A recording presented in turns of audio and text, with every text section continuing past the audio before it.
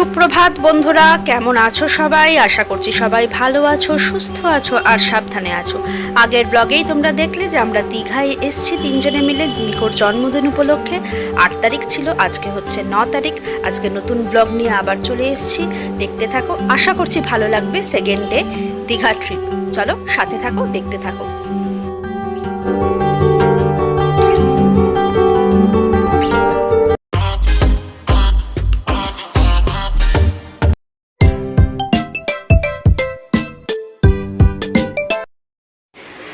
আজকে 9 তারিখ, আজকে মিকোর জন্মদিন। সকাল সকাল উঠে এখন নিজেরাই ঘরেতে তোমার চা কফি বানাচ্ছি। আমি কফি খাবো আর সৈকত বলল ও লিকার চা খাবে। আর এখানে সমস্ত রকম ব্যবস্থাই করা আছে, তাই চটপট করে একটু কফি আর একটু চা বানিয়ে নিই। হ্যান্ডেলটা ধরে ফেলতে হয়, দেখতে ভালো।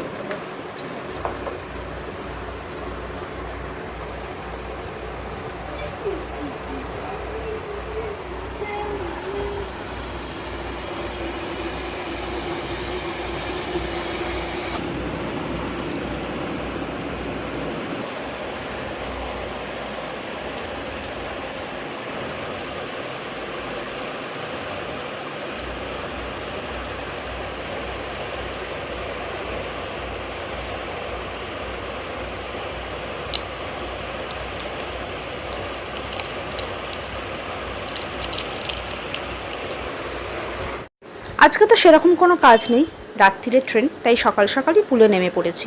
আমি অবশ্য নামিনি, আমি মিকোকে নিয়ে বসে আছি। সৈকত দেদার স্নান করে নিচ্ছে।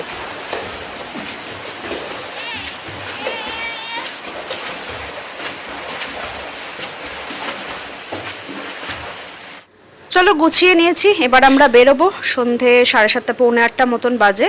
সৈকত নিচে গেছে, আমরাও রেডি। একেই বলে জীবনে সব কিছু সমান ওয়েতে চলে না। আমরা যেটা ভাবি সেটাই যে জীবনে হবে তেমনটা কিন্তু নয়। একটু আগেই তোমাদের দেখালাম যে লাগেজ টাগেজ গুছিয়ে একদম রেডি, আমরা বেরোবো। ঠিক সেই সময়তেই সৈকতের মোবাইলে মেসেজ এলো যে আমাদের যে ট্রেন, সেই ট্রেনটা আজকে মোটামুটি প্রায় 2 ঘন্টা লেট। মানে 8টায় যেটা 8:40-এ যেটা ছাড়ার কথা সেটা ছাড়ছে তোমার রাত্রি 10:15, এবং ওটা গিয়ে হাওড়ায় পৌঁছচ্ছে প্রায় 2:10-2:15। তো অত রাত্রিরে আমি একটু মানে টেনশনেই পড়ে গেছিলাম, কারণ বাচ্চা নিয়ে স্বাভাবিকভাবে অত রাতে যাওয়াটা ইম্পসিবল। তো সবার সাথে আলোচনা করলাম, সৈকত বললো যে তাহলে একটা কাজ করি, আমরা ট্রেন ক্যান্সেল করে দিই, এবং যথারীতি তাই করলাম। ট্রেন ক্যান্সেল করে আমরা আগামীকাল সকালে বেরোবো। সকালবেলা 10টার সময় আমাদের এখান থেকে শ্যামলী পরিবহন, যে বাসে আমরা এসেছি সেটাতেই আমরা ব্যাক করব। ওটা আমার মনে হয়েছে একটু সেফ, কারণ এই রাত্রিরে এত রাত্রিরে বাচ্চা নিয়ে যাওয়াটা, ট্রাভেল করাটা ইম্পসিবল। তো যাই হোক, এখন আমাদের কোথায় দীঘার স্টেশনে চলে যাওয়ার কথা, সেটা না করে এখন আমরা যাচ্ছি সি বিচে। তো একটু একটা দিন এক্সট্রা হয়েই গেল, আজকে মিকোর জন্মদিন। চলো তোমাদেরও একটু নিয়ে যাই সি বিচে, চলো। কথায় আছে না, ভগবান যা করে মঙ্গলের জন্য। ভালোই হলো, একটা দিন এক্সট্রা পাওয়া গেল, আর একটুখানি সমুদ্রের কাছে বসা যাবে। চলো সি বিচে যাই, ওখানে গিয়ে একটু বসি।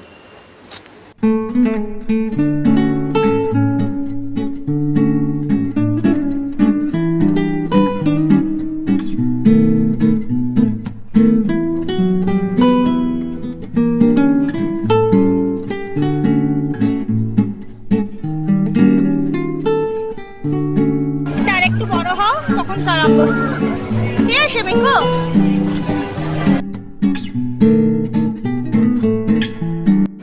মিকোর আনন্দ আর ধরে না।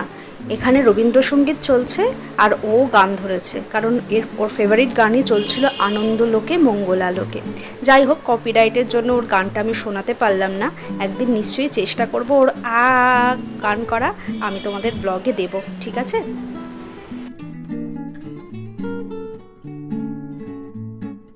আর সমুদ্র 2 দিন ধরে যেন উত্তাল উন্মাদনা হয়ে উঠেছে। কি ঢেউ, এইরকম বড় বড় ঢেউ দেখো, পুরো পাড়ের কাছে এসে বোল্ডার রয়েছে তো একদম আছড়ে পড়ছে। বিশেষ করে এই জায়গাটা দেখো।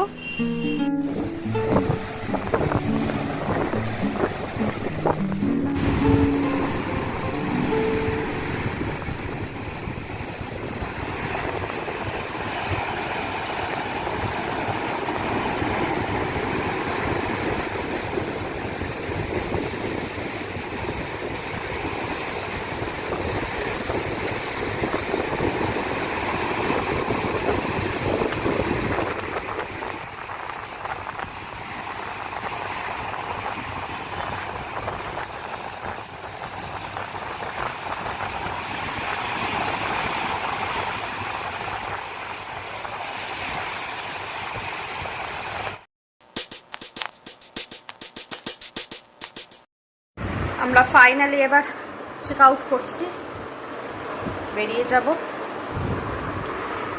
লাগেজও রেডি।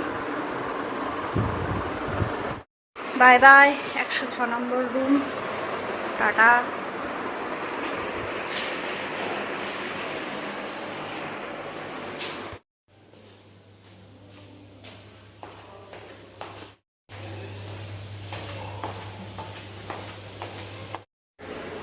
চলো আমরা এবার বেরিয়ে যাই। টোটোও এসে গেছে।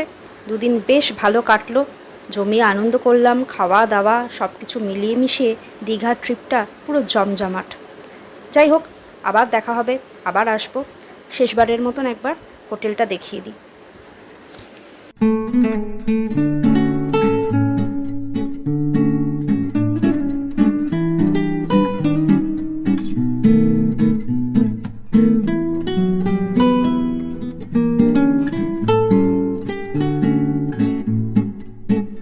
কত টাটা, ওকে কোলে নিয়ে না।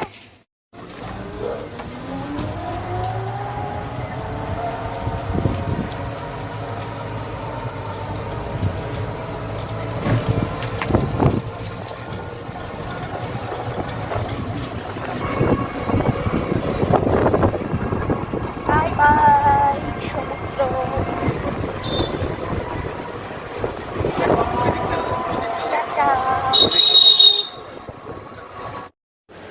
বাস স্ট্যান্ডে দাঁড়িয়ে গেছি, বাসও এসে গেছে। এবার আমরা উঠবো। আগে লাগেজ ফাগেজগুলো নিয়ে নিই করা, তারপর উঠবো।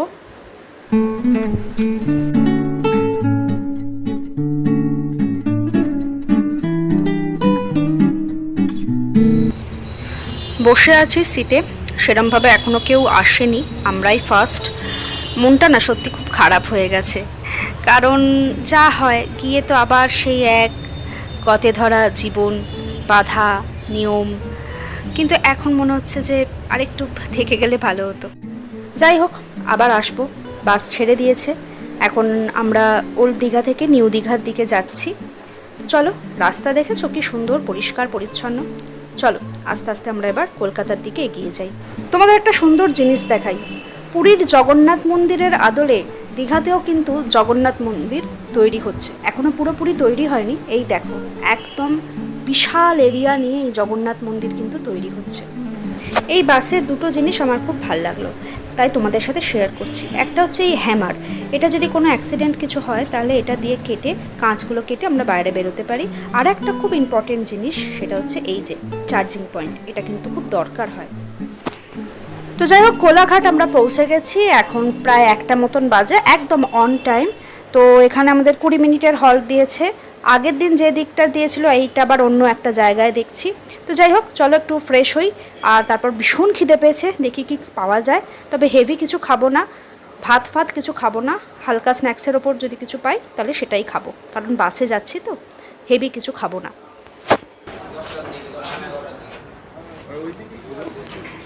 ওয়াশরুম ওয়াশরুম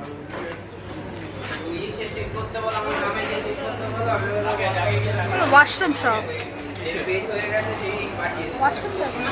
খাবার খাই। বাহ, ভেতরটা বেশ পরিষ্কার পরিচ্ছন্ন, এসিও রয়েছে। চলো চটচট করে খাবার অর্ডার দিই, আর খিদে ধরে রাখতে পারছি না। নিয়ে নিয়েছি চিকেন রোল, মোটা দেখে, বেশ ভালো করেছে কিন্তু খেতে। সৈকত প্রথমে বলছিল একটাতেই আমাদের দুজনের হয়ে যাবে, তারপর খেয়ে বলল না আর একটা নিয়েই নি। আমিও বললাম হ্যাঁ, আমিও এই পুরোটাই খাবো, কারণ আমার ভীষণ খিদে পেয়েছে, আমি এটা আর শেয়ার করতে পারছি না, তুমি আরেকটা নিয়ে নাও। তাই ওর জন্য ও বসে আছে, ওর খাবারটা আসছে, তাই আগে আমি খেয়ে নিচ্ছি। চলো খাওয়া দাওয়া কমপ্লিট, এবার আমরা বাসে উঠবো। এত জোর খিদে পেয়েছিল, পুরো গোগ্রাসে গিললাম রীতিমতো। যাই হোক, এবার লম্বা একটা টানা ঘুম মারবো যতক্ষণ না স্প্ল্যানেট পৌঁছচ্ছে। মিকেও মোটামুটি খাইয়ে দিয়েছি ওকে, খিদে পেয়ে গেছিলো। গোগ্রাসে খেলাম, গোগ্রাসে, আর তেমনই ভালো করেছিল চিকেন রোলটা। বাস ছেড়ে দিয়েছে আমাদের, এবার আমাদের উদ্দেশ্য হচ্ছে লাস্ট স্টপেজ স্প্ল্যানেট। চলো স্প্ল্যানেটে গিয়েই দেখা হচ্ছে, এখন একটা লম্বা টানা ঘুম মারি।